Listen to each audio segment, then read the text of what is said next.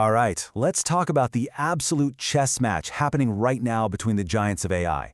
We're going to break down their strategies, the massive bets they're making, and, the blind spots that could decide who actually comes out on top.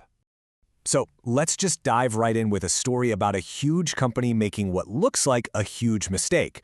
And it all starts with a number they thought was incredibly impressive. And here's that number, 3.2 trillion. That's how many tokens Salesforce recently bragged about processing. Now, tokens are just the little bits of words and code that these AI models chew on. And Salesforce was basically saying, look, this proves massive enterprise AI adoption is happening right here on our platform. And, 3.2 trillion, that sounds gigantic, right? It feels like a real landmark achievement. But in the world of AI, a big number without context can be, well, pretty misleading. Because here's a reality check. When you actually compare Salesforce's total number to the competition, it's not just small, it's barely a blip on the radar. OpenAI processes more than double that amount every single day. And Google, they're processing a staggering 43 trillion tokens a day with their Gemini model. So that big announcement, it actually revealed just how far behind some of these guys really are. Okay, so now let's pivot to a company with a way clearer strategy, Anthropic.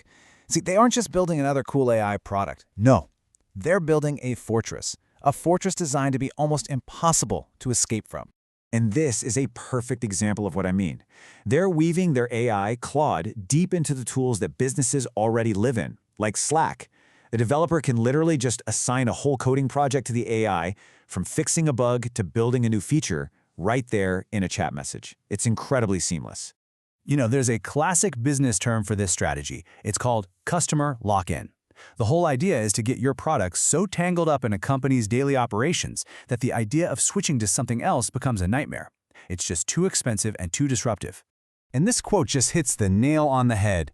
Think about it. DocuSign makes billions, not because their tech is necessarily the absolute best, but because they've become the essential plumbing for countless businesses. They're locked in, and that is the exact fortress Anthropic is trying to build right now. But here's the thing, not everyone is playing that defensive lock-in game. There's this other company called Cursor, and they're running full speed in the complete opposite direction. Let's see how their bet is different. The CEO of Cursor, Michael Truell, he puts it pretty bluntly. He looks at the base models from Anthropic and OpenAI and calls them concept cars. Super powerful and flashy, but not really practical for everyday driving. Cursor's whole mission is to build the polished, ready-to-go production automobile by focusing obsessively on the best, fastest user experience for developers. And hey, this isn't just talk. They've got the numbers to back it up. A study from the University of Chicago actually found that engineering teams using Cursor ship 40% more code. They complete 40% more of their roadmap. That is a wild productivity boost. So this all sets up this incredible clash of strategies at what we call the application layer, the tools people are actually using every day. And it's a classic matchup, the impenetrable fortress versus the high-performance race car. So on one side, you have Anthropic's fortress. They're betting that by integrating so deeply into workflows, they'll make their customers too sticky to ever leave. And on the other side, you've got Cursor's race car, betting that a faster, better user experience will always win no matter what engine is powering it. But here is the real twist, right? This is the core tension. For all its speed and polish, Cursor's race car is still powered by its competitor's engine. They've built this amazing vehicle, but they don't own the power source. And that creates this really fascinating and maybe a little dangerous dynamic. Okay, so while that battle between the fortress and the race car is going on, we need to zoom out for a second. Because the biggest player of them all, OpenAI, might be focused on the wrong prize entirely. They could be ignoring their most important battlefield. So despite all the headlines about OpenAI's big enterprise deals, the data for their main consumer product, ChatGPT, tells a different story. Its growth has totally plateaued. And at the exact same time, Google's competitor, Gemini, is just catching fire, growing way faster in downloads, users, you name it. Now this is OpenAI CEO Sam Altman explaining his logic. He basically believes that winning at work and winning at home go hand in hand. You get one, you get the other, it's a virtuous cycle. And here's the really sharp counter-argument to that. The premise is right. People absolutely use the same tools at home and at work. But the logic, the whole cause and effect, might be completely backward. See, the key point is this. Consumer love comes first.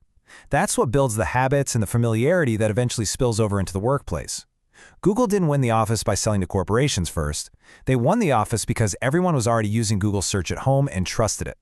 And by focusing so much on big enterprise deals, OpenAI might be forgetting that super important lesson. And this really is the code red situation for OpenAI. They are sitting on a consumer opportunity that is once in a generation. We're talking early Google Search, early Facebook scale.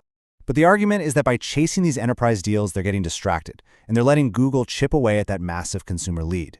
And if Google wins the consumer market, those enterprise licenses might not be worth much in the long run. So as we watch all this play out, this is the big question we're left with. What's the real path to victory in the AI war? Is it building that inescapable enterprise fortress? Is it designing the fastest, best race car for the power users? Or is it just about capturing the hearts and habits of millions and eventually billions of regular people? The answer to that is going to define the next decade of tech, for sure.